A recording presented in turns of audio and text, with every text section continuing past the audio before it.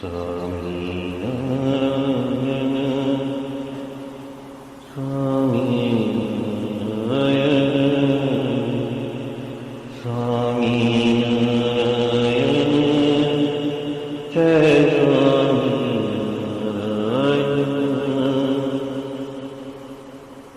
स्वामीनारायण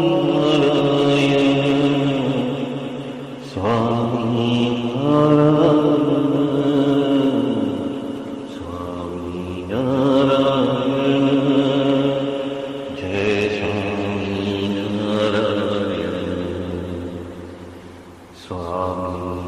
स्वामीनारायण जय स्वामीनारायण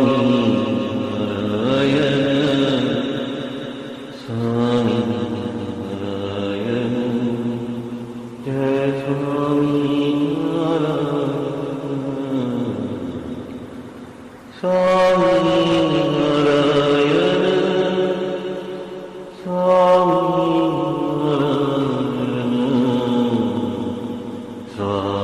स्वामीनारायण जय स्वामीनारायण स्वामीनारायण स्वामीनारायण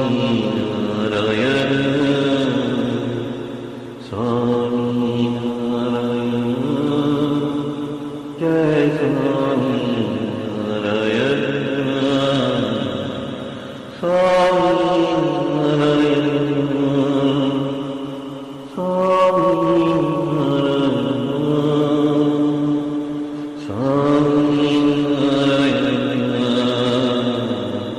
स्वामीनारायण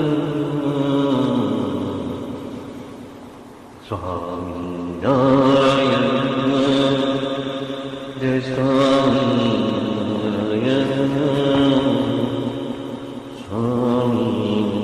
स्वामीनारायण जय स्वामीनारायण। सहजानंद स्वामी महाराज की जय जय जय। धाम धामी मुक्तो की जय जय जय। सर्वगुणातीत सत्पुरुषों की जय जय जय। जे उत्पत्ति तथा स्थिति लय करे वेदो स्तुति उच्चरे। जे नारोम सुछिद्र मानुषमा ब्रह्मांड कोटि हरे। माया काल रवि शशि सुरगण आज्ञान लोपीक्षण। एवाक्षरधामनाधिपति श्री स्वामीनारायण। महाध्यानाभ्यासं विदतमजस्त्रं भगवत पवित्रे सम्प्राप्तं स्थितिमतिवरेकान्तिकवृषे। सदानन्दं सारं परमहरिवार्ताव्यसनिनं। गुणातीतानन्दं मुनिवरमहं नौमि सततं। साध्यो अष्टांगयोग प्रगटहरितनी प्रीति माटे प्रयत्ने। शोधी वेदांत तत्व सकल ग्रही लीधा जेम सिंधु तिरत्ने। आदि व्याधि उपाधि प्रणत जनतणी ताड़ी कीधी समाधि। गोपालानंद स्वामी सकल गुण निधि वंदु माया बाधी। वाणी अमृत थी भरी मधुसमी संजीवनी लोकमा। दृष्टि मां भरी दिव्यता निरतता सुदिव्य भक्तो बधा। हय्ये हेत भर्यु मीठू जननी सो नेहास्य मुखे वस्यो। ते श्री ज्ञान जी योगिराज गुरुने निथे नमो भावसु। जेनी अमृतवाणी तो वही रही साक्षात महिमा रूपे। जेनी ब्राह्मी स्थिति अहोलिन करे शुभव्य अक्षर पदे शरणागत निज अल्प जीव सहुना श्रेयार्थ तत्पर रहे काका स्नेहल सिंधु दिव्य विभुने हयो तो वंदन करे। आनंद स्वामी महाराज की जय जय जय। आज हम गोपालानंद स्वामी की बातें ले रहे हैं। लास्ट टाइम हमने प्रकरण 18 चालू किया था। प्रकरण 17 और 18 के दोनों के बीच में क्या अंतर है उसकी बात पहले करते हैं। अंतःकरण के 4 विभाग है, मतलब कि समझो एक रस्सी है, रस्सी का एक छोर है मन, फिर बीच में है बुद्धि, फिर अहंकार और आखिर में चित्त। ये जो 4 तत्व है हमारे अंदर, उसमें से बुद्धि को यदि अलग कर दिया जाए तो बुद्धि वर्तमान में रहती है, और बुद्धि का दूसरा नाम है विवेक, जो प्रकरण 17 में विवेकी भक्त का जो लक्षण है उसको समझाने के लिए गोपालानंद स्वामी ने उस विवेक का मतलब कि उस धर्म पालन का मतलब उस धर्म नियम का जो एक घेरा रहता है उसके मध्य ही रहेंगे तो बुद्धि हमें हमारे पतन से बचा सकती है, और यदि बुद्धि ही बिगड़ जाए तो हमारा पतन निश्चित है। तो वो बात वहाँ पे प्रकरण 17 में बताई थी कि इस 4 भाग में से बुद्धि के ऊपर जो फोकस किया वो था प्रकरण 17वां, बुद्धि यानी होश। होश माने अवेयरनेस, अवेयरनेस माने मुझे क्या करना चाहिए, मुझे क्या नहीं करना चाहिए। मतलब कि जैसे सत और असत का विवेक, या तो जो सही है या गलत है उसके बीच में फर्क, या तो फिर जो संत की अनुवृत्ति है उसकी प्रेरणा हो, वो है बुद्धि। तो प्रकरण 17 में उन्होंने बुद्धि की बात की है, और जब हम प्रकरण 18 में आ रहे हैं तो उन्होंने मन, चित्त और अहंकार, ये 3 में से मन को पकड़ा है, और मन के जो अंतरतम जो गहराई से गहराईतम जो अलग अलग संकल्प विकल्प रहते हैं, और वो संकल्प विकल्प उठते हैं जो अव्यक्त राग और द्वेष है वहां से उठते हैं। और उसके लिए जो सबकॉन्शियस माइंड के अंदर जो कर्म बीज पड़े हैं और प्रारब्ध बीज पड़े हैं, वो प्रारब्ध बीज खुलते ही व्यक्ति के विचार और वर्तन में फर्क आता है। और वहीं पे उन्होंने सबसे पहले प्रकरण 17 में ये सबसे बचने के लिए कि मन है, अहंकार है और चित्त की वृत्ति है, इस 3 से बचने के लिए उन्होंने पहले ही धर्म नियम का जो एक वाड़ा है वो बना के दे दिया, एक बाउंड्री बना के दे दी। वो धर्म नियम के हिसाब से यदि हम होश में रहते हैं, हम जागृत रहते हैं, हम अवेयर रहते हैं, हम सजग रहते हैं, तो हम उस पतन से बच सकते हैं। तो सबसे पहले उन्होंने वो बाउंड्री लाइन दे दी कि जैसे हमारा रक्षण हो जाए, जैसे कि एक सुदर्शन चक्र उन्होंने दे दिया। अब जो मन है वो मन को कैसे कंट्रोल करना है, और मन कैसे कैसे हमें गोता खिलाते हैं, जैसे कि एक पतंग को चगाते हैं और पवन आने पर वो कैसे अलग अलग दिशा में गोता खाती है। तो उस गोते में से मतलब कि हम असमंजस की स्थिति में जो आते हैं, ये करूं कि ये ना करूं, ये सही या ये गलत, वो जो मन की स्थिति बनती है, वहां पे संत की अनुवृत्ति की समझ ही हमें प्रेरणा ही नहीं होती, क्योंकि हम हमारे ब्रह्म रूपत्व के जोन में नहीं है। हम उस परिस्थिति में या तो उस प्रसंग में ऐसे खूब गए हैं कि हमारा मन ही बहुत तेजी से चलने लगता है, और हम या तो घबरा जाते हैं या तो उलट सुलट काम करके आ जाते हैं। तो उस स्थिति को समझने के लिए उन्होंने जो चैप्टर दिया है वो चैप्टर है प्रकरण 18वां, और वो प्रकरण 18वां में भगवान के भक्त को किस तरह से बर्ताव करना चाहिए उसकी बात कही है। पहले हमें रक्षा कवच दे दिया, बुद्धि को कैसे सजगता में सटीक रखना है, सजग रखना है, अवेयर रखना है। और अब वो मन की परतों में जब उतर रहे हैं तो मन कैसे कैसे चंचल है, और वो चंचल होने के बाद में वो कैसे हमें भटकाता है माया में, या तो ये बोल सकते हैं कि अंधकार में हमें कैसे भटकाता है, उसकी बातें यहाँ पे कही है। तो हम लास्ट टाइम हमने 227, 228 और 229वीं बात ली थी प्रकरण 18 की। तो आज हम ले रहे हैं बात नंबर 230। गोपालानंद स्वामी की ये जो बातें हैं बहुत गहन बातें हैं। एक साइकोलॉजिस्ट जिस तरह से निदान करता है रोगों का, उसी तरह से गोपालानंद स्वामी ने उस मन की परतों का ऑपरेशन किया है, और उस ऑपरेशन के दरमियान जो जो गंदगी बाहर निकलती है, उस गंदगी को कैसे साफ करना और कैसे नियंत्रित करना, वो सारी फॉर्मूलाज यहाँ पे दी है। तो बहुत सारे भक्त ऐसे भी होंगे जिनको सब कुछ बम्पर जाएगा, तो ये समझना कि ये इस वक्त के लिए मैं तैयार नहीं हूँ। जिस वक्त तैयार होऊंगा उस वक्त मैं उसको समझने के लिए कोशिश करूंगा। तो हम समझने की कोशिश करेंगे, क्योंकि ये बहुत गहरा सब्जेक्ट है, वो सभी के पल्ले पड़ने वाला नहीं है। फिर भी हम कोशिश करते हैं। गोपालानंद स्वामी की बातें, प्रकरण 18, बात नंबर 230।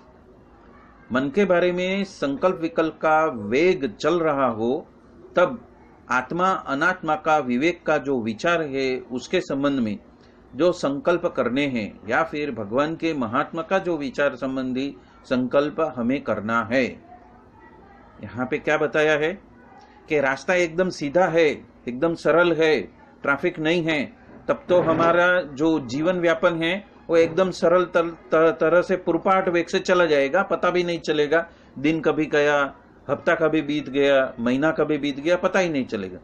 पर जब वो रास्ता उबड़ खाबड़ हो जाए और उबड़ खाबड़ में असमंजस हो जाए, और जो गति से हमें जाना है वो गति में जाने के बजाय हमें स्लो स्पीड से चलना पड़े, और बार बार कार की रिपेयरिंग आए और हम अटक जाए और हम हमारे गंतव्य के ऊपर आगे नहीं बढ़ सके, तब क्या करने का?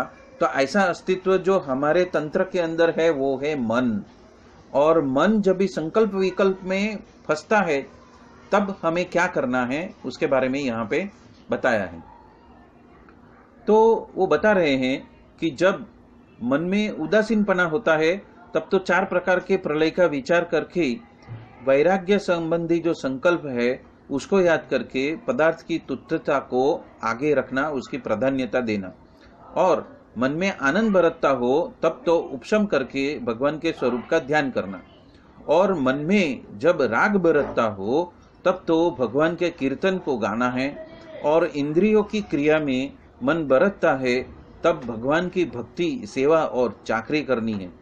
ऐसी रीत से, मतलब कि ऐसे जो मुक्त है वो इस 5 समय के बारे में वो 5 तरीके से वो तत्काल यदि बरतता है तो उसका मुक्तपना जो है वो सिद्ध हो जाता है, और यदि ऐसा नहीं करता है तो वो तत्काल सिद्ध नहीं होता, मतलब कि मुक्त की स्थिति में नहीं आता है।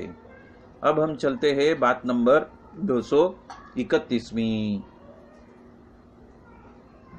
यदि हम एक वेग रखते हैं तो सभी वेग उसमें समाहित होते हैं, ऐसा वेग कौन सा है? तो भगवान के महात्म ज्ञान के सहित जो भगवान के बारे में प्रीति का जो वेग है, जो हेत का वेग है, या तो जो कम्युनिकेशन का जो वेग है, या तो आत्मीयता का और समसूरत एकता का जो वेग है, वो हमें निरंतर रखना है। और उस वेग के विरोध को करने वाले ऐसे जो दूसरे जो संकल्प है उसको टालना है, और उसको टालने के लिए वैराग्य, धर्म और आत्मज्ञानादिक संबंधी विचार करना है, मतलब कि बुद्धि का प्रयोग करना है, इंटेलिजेंस का प्रयोग करना है, होश का प्रयोग करना है। और जो हमें जो सिखाया गया है, जो धर्म नियम जिसमें वैराग्य है, धर्म है और आत्मज्ञानादिक संबंधी जो विचार है, जो ज्ञान है, उसको हमें होश के सरफेस पे लाना है, होश में जाना है, और उसके वजह से प्रथम का जो वेग है उसको पुष्ट करते रहना, मतलब कि जो बलवान जो वेग है, जो बलवान विचार है, जो धर्म नियम के विचार है, उसको ही पुष्टि देना, बाकी सबको खारिज करना। ये बात यहाँ पे गोपालानंद स्वामी बता रहे हैं। भक्ति यानी क्या? उसको तो हेत जो है भगवान के प्रति, उसको भक्ति कहते हैं। ये बात नंबर है 232वीं कि भक्ति किसको कहते हैं? जो भगवान के प्रति हमारा हेत है वही भक्ति है। अनुवृत्ति वो भगवान के जो पसंदीदा जो उनके नीति नियम है उसके हिसाब से हम बरतते हैं, तो उसको अनुवृत्ति कहते हैं कि भगवान को क्या पसंद है और भगवान को क्या नहीं पसंद है, तो उसके हिसाब से, उनके नियम और धर्म के हिसाब से यदि हम बरतते हैं तो उसको अनुवृत्ति कहते हैं। और उनके पसंदीदा जो बातें हैं वो उसके हिसाब से यदि हम थोड़ा थोड़ा भजन करें, फिर भी भगवान उसको बहुत मानते हैं, मतलब कि भगवान उसको बहुत समीप लेते हैं, या तो भगवान उसे बहुत हितप्रीत करते हैं और भगवान उसकी रक्षा के लिए तत्पर हो जाते हैं। और भगवान के गमते के हिसाब से, मतलब कि उनकी पसंदीदा के हिसाब से, या तो उनके शास्त्र के हिसाब से यदि हम नहीं बरतते हैं और वो अपने स्वयं के मनगमते के हिसाब से ही करता रहे, मतलब कि जो उसकी मन और चित्तवृत्ति उसको जहाँ घुमाते हैं वो अंधकार में ही घूमता रहता है, तो भगवान उसको कम मानते हैं, मतलब कि उसको बहुत नजीक में नहीं लाते हैं और उससे दूरी बन जाती है। बात नंबर 233वीं, भगवान के भक्त के 3 प्रकार के भेद बताए हैं। अभी यहाँ पे भगवान के भक्त के भेद बता रहे हैं। एक है निष्काम भक्त, जो निष्कामपने से भगवान के हिसाब से ही वो अपना बर्तन को करते रहता है। तभी ये निष्कामपना क्या है?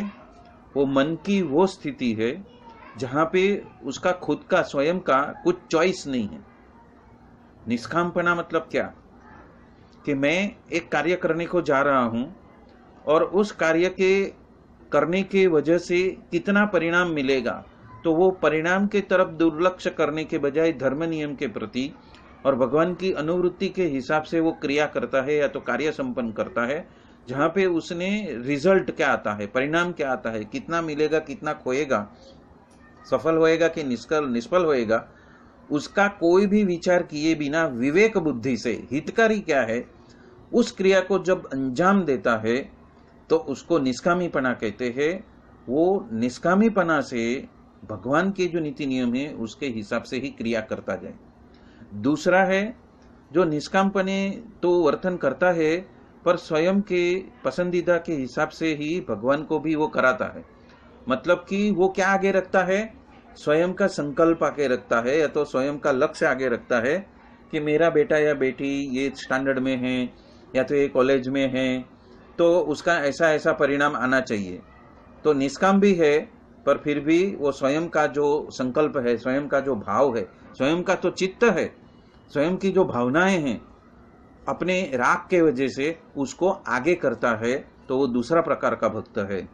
और तीसरा जो सकामपणे करता है और स्वयं का मनगमता के हिसाब से ही, पसंदीदा के हिसाब से ही करता है।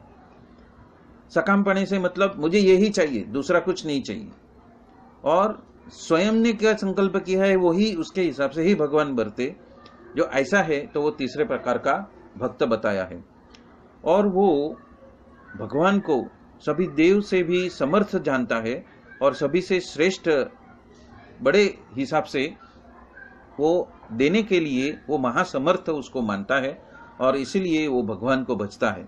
वो भगवान को क्यों भजता है कि मैं जो मांगूंगा वो भगवान देंगे, ऐसा मानता है। वो तीसरे प्रकार का भक्त है।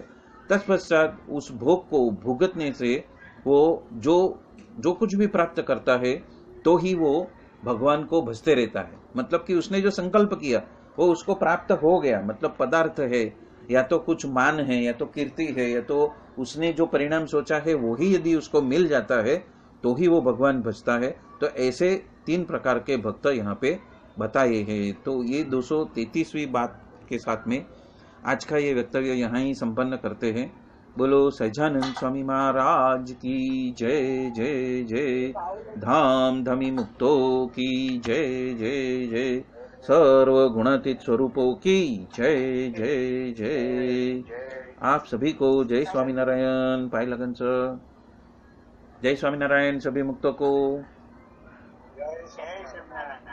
जय स्वामीनारायण।